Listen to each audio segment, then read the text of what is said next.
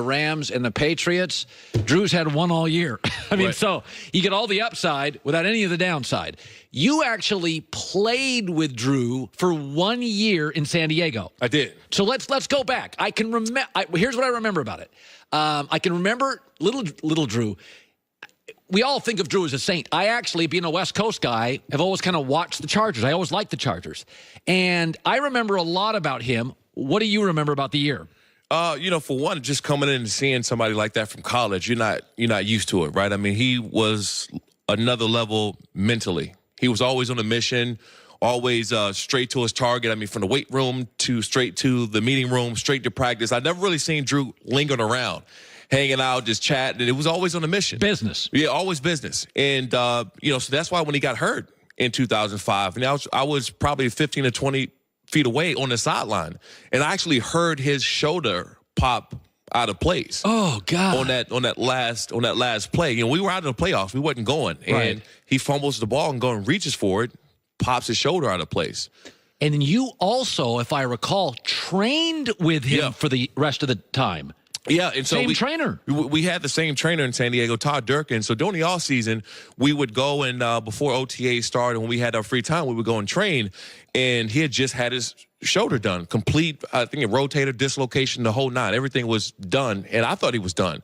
So seeing him getting the range of motion back with the bands and everything, I said, man, this is going to be rough. He was really working at it every day. And when he first started throwing the football, I don't think I've seen him throw a football over 15 yards. When he first picked up the football, 15, 20 yards was like the max I've seen him throw. Then over the next course of a few months, then he started throwing the ball 25 yards, 30 yards. But when he first started out, I thought there was no way that he was going to get back to what he's doing right now. And that, to me, is why I believe that he should be up for the MVP, right? Because everything he's been through last year, probably to them is a fluke. And just the injuries in the course of his career, for him not to be talked about right now as an MVP candidate is insane. It is funny, too, the way it works. Now, it's different for linebackers and other players.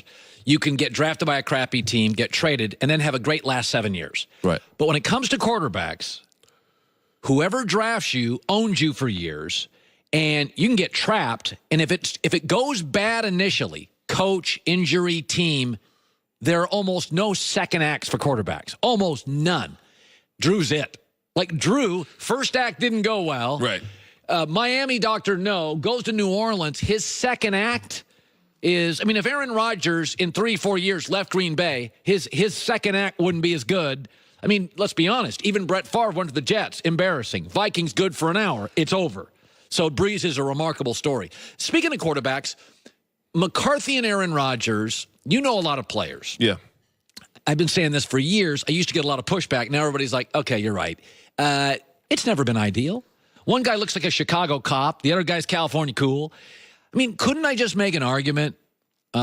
Yesterday, Brett Favre came out and said, I think Mike McCarthy's great. And my takeaway is, yeah, but McCarthy saved Favre's career. Right. Remember, Mike Sherman was there. They were terrible. I understand why Favre loves McCarthy. I've never thought Aaron connects with him. No, I don't think so either. And you got to look at how that team was built. Mike McCarthy put players around Brett Favre. They had at tight end Sterling Sharp, Antonio Freeman, the Levens with the running back Levens in the backfield. Yep. So Dorsey Levens. Yeah, Dorsey Levens, and he had guys on the defense side of the ball. I just believe they rode Aaron Rodgers to the ground by not putting anybody around him and expecting him to go out and win each and every game, and now that's it. They rode it to the ground. They didn't give him the tools to go out and win football games. Hasn't really had a great running game in 4 to 5 years. Passed on Khalil Mack. Haven't re-signed even some of their Pro Bowl level offensive linemen. I think it's almost like Aaron's so talented, they've taken advantage of him a little bit.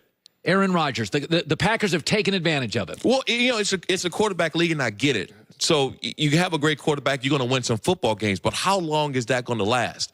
The last time they won the Super Bowl 8 years ago. 8 years ago. So you're telling me you don't put talent around somebody for the last 5, 6, 7 years in order for him to go out and win another one? That, to me, just falls on the coach. That has nothing to do with Aaron Rodgers. Shawne Merriman played 8 years, former Defensive Player of the Year, multiple Pro Bowlers. So Monday night, we saw Chiefs-Rams. Yeah. I think it's both sustainable. Chicago Bears, I don't. I think Trubisky runs too much. I think he's marginal. I think it's a lot of smoke and mirrors. Bears historically have a wacko front office and a wacko ownership. But when you watch Goff and Mahomes, talk about each. What would it like to be for you to face each? Well, this is the thing. If you look at both of these teams on the offense side of the ball, they're very similar across the board, right? And talented wide receiver, they got big play guys. Travis Kelce can do damage. They got the wide receiver. I'm sorry, Zeke. Yeah, exactly. They're drawing all. They got all Tyreek Hill. Tyreek Hill. Sorry, they got all these guys on the offense side of the ball. I think when you start to look at this team, you look at the defense, right? Because they both haven't stopped. They haven't done too well on defense, both sides of the ball. But Aaron Donald, right, I think is a deciding factor who I wouldn't want to play. Like, I wouldn't want to play the Rams because of that reason. Both of these quarterbacks are going to have 300-plus yards. If Patrick Mahomes goes out and he only throws for 300 yards, you're patting your defense on the back and say, guys, good job. Right. You only gave up 300 yards. Right. You don't want to admit that as a defensive player, but you know the talent you're going in and facing. The deciding factor in who I wouldn't want to play is who I have to see on the defense side of the ball. I don't want to see Aaron Donald. I don't want to go and have to see what he did. And being a former defensive player, an outside linebacker, and being in a rush the passer, you can expect to go out and see guys do that. Be the tackle around the edge and go and look pretty and get a sack. Right. A guy that's doing that in an interior lineman position. It's unheard of. It's unheard of. I don't think we've seen anything like him probably in the last 2 decades.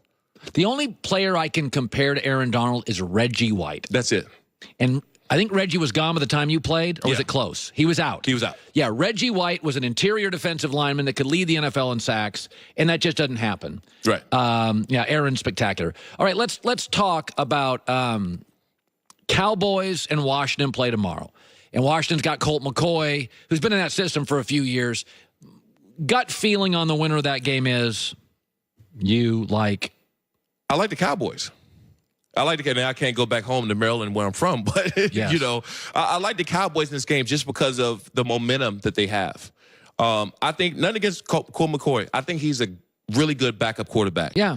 And nowadays, that's not bad. Yeah. You have guys that come in and you have a solid backup. You have a safety blanket. If something happens, you got a good guy that can stand in there and win a football game or two for you. With that division being so wide open, this is not the guy to lead it. He's just not. He's not the guy that's going to take it over and put these guys over the top. Yeah. And right now, and how the Cowboys are playing with this momentum, I just don't see the Redskins have an opportunity to come out winning this game. Yeah. I don't. The Cowboys are going to run the ball. Obviously, going to give Ezekiel Elliott the ball over and over again, and that's going to open up the passing game. And I just don't think that Colt McCoy has enough to respond to what's going to happen. By the way, you surprised the Eagles have Malcolm Jenkins came out yesterday and said, we're just not accountable. Doug Peterson came out 2 weeks ago and said, we're not accountable. Jason Kelsey, offensive lineman, came out a week ago and said, we're just not accountable. 3 guys on that team have all said the same thing. Accountable means guys ain't putting the time in. Right. Are you shocked at the Super Bowl hangover? Not really. I spent a lot of time. I went to the Hall of Fame, right, this offseason to see Ray Lewis and seeing a couple guys. And Dawkins was getting elected into the Hall of Fame. Brian Dawkins. Yeah, Brian Dawkins. And you seen how the Philly fans represented this whole offseason. Everything I did, the draft, the Philly, they're living life right now, right? This is the biggest thing that's ever happened really to that city. And I think the expectations became so high that it's almost like the hangover. They can't fulfill what happened before, and they're still living for what happened to them last season. I always call it the lottery winner syndrome. Somebody that's never been wealthy gets all this money and doesn't know what to do with it. Philadelphia doesn't win Super Bowls. And so they win a Super Bowl, and they don't know how to act. Yeah. Everybody's writing a book. Everybody's got endorsements. I mean, it's just one of those things where the Giants have won a lot of Super Bowls, and Washington's won 3, and Dallas won 5, and Pittsburgh's won a bunch, and New England's won a bunch. And those teams, you don't get this. This was so predictable to me. It's the lottery winner syndrome. Philadelphia gets to the playoffs occasionally. They don't win Super Bowls. They just didn't know what to do. And they have been acting like it. It's almost like you see a guy that's dancing every single time he get in the end zone. What do you always say? Act like you've been there. Well, if you haven't been there, you can't act like it. Good stuff, Shawne Merriman. Good seeing you, bud. Thank you. Coming up, top of the hour, 20 minutes away, a first ever, a blazing 5 on a pre-Thanksgiving Wednesday, and why Drew Brees is going to be fondly remembered when he retires 2 or 3 years from now. It's The Herd.